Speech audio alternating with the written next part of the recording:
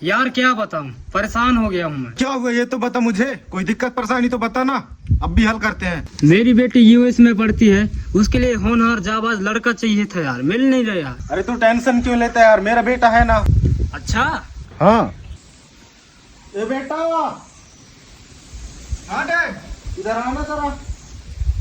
अरे यार आपका बेटा है, मेरे को पता ही नहीं चला आज तक। अरे अस्पताल में तो मिलवाया था यार, इसका जन्म कब अरे हुआ अच्छा, था। वो है क्या? हाँ पैर पड़ पैर पड़।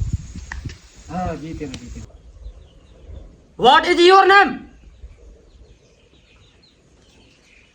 डैड ये अंकल क्या पूछ रहे हैं? ये लौड़े अनपढ़ के साथ मेरी बेटी रहेगी, बताइए। बात तो सुनो। कहाँ लौड़ा सुनूं मैं? What is your name? ना हम बताना लौड़ा अपना। माता चोद मेरे को देख रहा है वो। गधा है लौड़े ऊपर से। बाप भी मूर्ख है माता चोद। निकल जा लौड़े मेरे घर से, दोबारा आना नहीं इधर। गाने में दूंगा अभी।